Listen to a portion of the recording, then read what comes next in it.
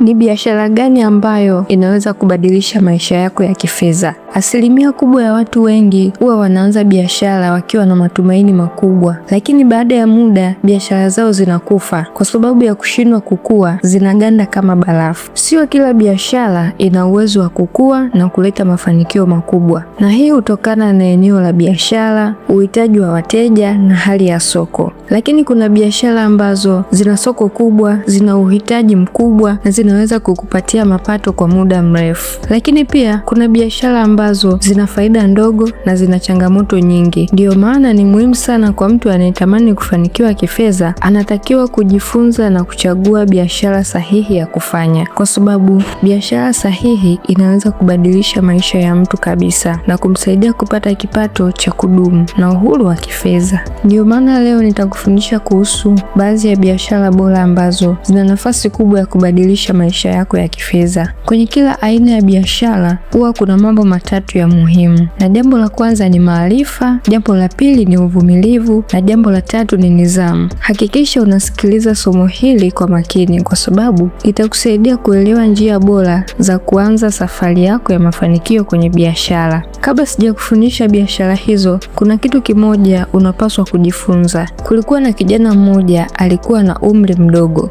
Maisha yake hayakuwa lelemama, familia yake haikuwa tajiri, na mara nyingi walikuwa wanapambana hata kupata mahitaji ya msingi, na wakati mwingine chakula kilikuwa ni kidogo ambacho hakikukidhi mahitaji yao. Pesa za shule pia ilikuwa ni changamoto. Kutokana na hali hiyo, maisha yao yalionekana hayana mwelekeo. Lakini pamoja na changamoto zote hizo, huyo kijana alikuwa na kitu kimoja alichokuwa anakiona ndani yake. Alikuwa anaona ndoto ya maisha yake. Aliamini siku moja atabadilisha maisha yake. Aliamini siku moja ataisaidia familia yake. Siku moja aliamua kuanza safari ya mapambano. Alianza kulima mboga mboga. Shamba lilokuwa anatumia kulima ilikuwa ni dogo sana, na faida pia aliyokuwa akipata ilikuwa ni ndogo, lakini hakukata tamaa. Badala yake alifanya maamuzi mawili ya muhimu. Uamuzi wa kwanza aliofanya, aliamua kujifunza kila siku. Alijifunza kuhusu kilimo bora, alijifunza kuhusu masoko, alijifunza kuhusu bei za bidhaa sokoni, na alijifunza pia kuhusu mahitaji ya watu.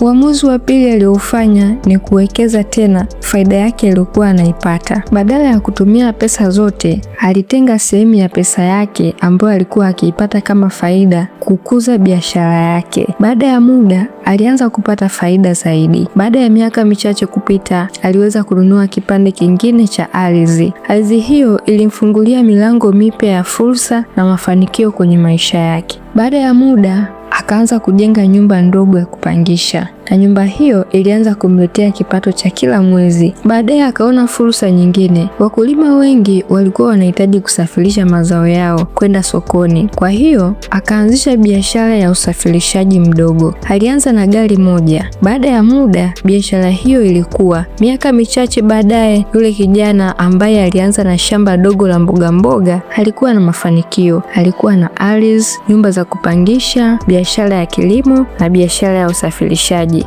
Maisha yake yalibadilika na watu wengi kijijini walishangaa mno na kujiuliza maswali. Imekuwaje kijana alikuwa hana kitu amebadilisha maisha yake kwa kiwango kikubwa? Jibu la swali hilo ni rahisi sana. Kijana huyu alifanya jambo moja ambalo watu wengi hawalifanyi. Alichagua biashara sahihi, na si tu kuchagua biashara sahihi, lakini pia alichagua biashara ambazo zina uwezo wa kukua kila siku, biashara ambazo zina soko, biashara ambazo zinaweza kumletea mapato kwa muda mrefu. Ndio maana leo nitakufundisha biashara 5 bora ambazo zinaweza kubadilisha maisha yako ya kifedha, na watu wengi tayari wanapata mafanikio kupitia biashara hizi. Lakini jambo moja muhimu lazima uelewe, hakuna biashara inayokufanya tajiri kwa siku moja. Tuanze na biashara ya kwanza. Biashara ya kwanza ni kilimo cha kisasa. Kilimo cha kisasa ni moja ya biashara kubwa zaidi duniani. Watu lazima wale kila siku. Hakuna siku ambayo watu wataacha kula. Mahitaji ya chakula hayatapotea kamwe. Ndiyo maana kilimo ni moja ya biashara zenye soko la uhakika zaidi duniani, kwa sababu ina mzunguko mkubwa wa wateja kila siku. Kilimo cha kisasa kinahitaji maarifa. Unahitaji kujua ni mazao gani yana soko kubwa.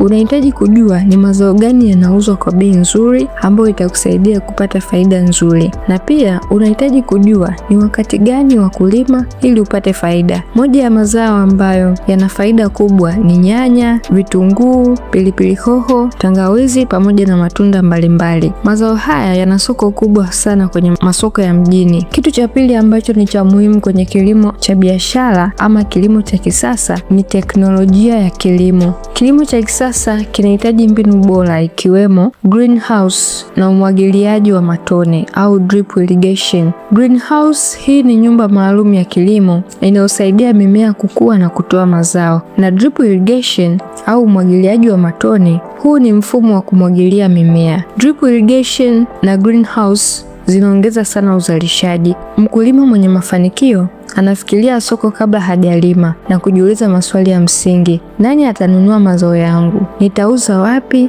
Bei ya soko ipoje? Haya ni maswali ya muhimu kwa mkulima wa kilimo cha biashara. Watu wengi duniani wanajenga utajiri kupitia kilimo, na hata kwenye nchi nyingi za Afrika kilimo bado kina nafasi kubwa ya kutengeneza pesa. Na biashara ya pili ni real estate. Hii ni biashara ambayo imewafanya watu wengi kuwa matajiri. Real estate ni biashara ya mali ambazo hazihamishiki kama vile ardhi, nyumba, majengo na viwanja. Faida kubwa iliyopo kwenye real estate, thamani yake mara nyingi huwa inaongezeka. Kadri watu wanavyozidi kuongezeka, mahitaji ya nyumba na ardhi yanaongezeka pia. Ndio maana watu wengi matajiri duniani wamewekeza sana kwenye real estate. Unaweza kufanya real estate kwa njia mbalimbali. Unaweza kununua kiwanja kidogo kwenye eneo linalokuwa. Baada ya miaka michache, thamani ya ardhi inaweza kuongezeka mara nyingi zaidi ya bei ambayo ulinunulia. Hii ndio sababu real estate ni moja ya njia bora za kujenga kipato cha kudumu.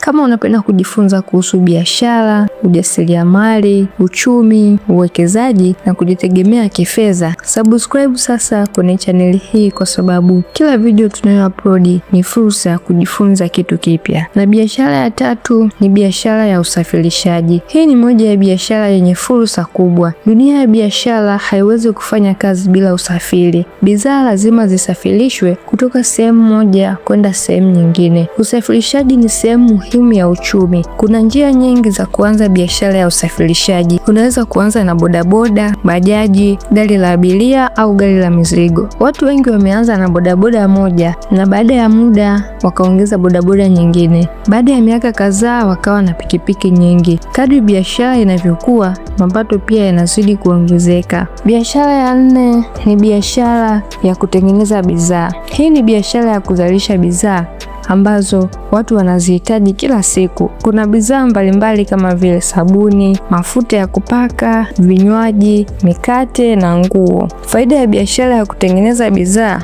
yenyewe, unaweza kuanza na uzalishaji mdogo, halafu kadri soko linavyozidi kukua, unaongeza uzalishaji. Biashara nyingi kubwa duniani zilianza kwa njia hii. Walianza kidogo, lakini baadaye zikawa kampuni kubwa. Na biashara ya tano ni hisa na vipande. Hii ni njia ya kufanya pesa zako zikufanyie kazi. Unaponunua hisa kwenye kampuni, unakuwa ni sehemu ya mmiliki wa kampuni hiyo. Kadri kampuni inavyokuwa, thamani ya uwekezaji wako inaongezeka. Na faida nyingine pia kwenye hisa utakaoipata kwenye hisa huwa ni baadhi ya kampuni huwa wanatoa gawio kama sehemu ya faida kwa wawekezaji. Unaweza kupata mapato bila kufanya kazi moja kwa moja kwenye kampuni. Uwekezaji wa hisa ni njia nzuri ya kujenga utajiri kwa muda mrefu bila kufanya kazi, kwa sababu pesa inatumika kukufanyia kazi. Lakini pia kwenye vipande UTT AMIS. UTT AMIS ni moja ya njia maarufu ya uwekezaji kupitia vipande au units. UTT AMIS ni kifupi cha Unit Trust of Tanzania Assets Management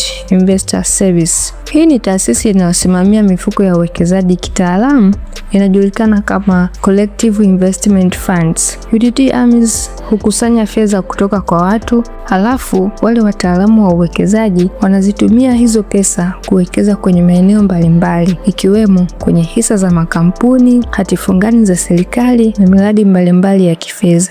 Faida inayopatikana hugawanywa kwa wawekezaji. Unaweza ukawa unajiuliza vipande ni nini? Vipande ni sehemu ya umiliki kwenye mfuko wa uwekezaji. Uwekezaji wa vipande unaweza kufanya kwa kufungua akaunti ya uwekezaji ya UTT AMIS, unaweka fedha zako, alafu fedha zako zinabadilishwa kuwa vipande. Baada ya hapo, wataalamu wa UTT AMIS wanawekeza fedha zako. Kadri uwekezaji unavyopata faida, thamani ya vipande pia inaongezeka. Faida za kuwekeza kwenye UTT AMIS: wataalamu wa uwekezaji wanasimamia fedha zako. Na kitu kingine pia, kadri uwekezaji unavyokuwa, thamani ya vipande inazidi kuongezeka. Vipande vya UTT AMIS ni njia rahisi na salama ya kuanza uwekezaji. Hata kama huna mtaji mkubwa, unaweza kuanza na mtaji kidogo na kukuza fedha zako polepole. Biashara nyingi kubwa duniani zilianza kwa hatua ndogo. Kitu cha muhimu zaidi ni kuanza. Anza kidogo, jifunze, endelea kujiboresha na kupanua biashara yako polepole. Safari ya kilomita 1000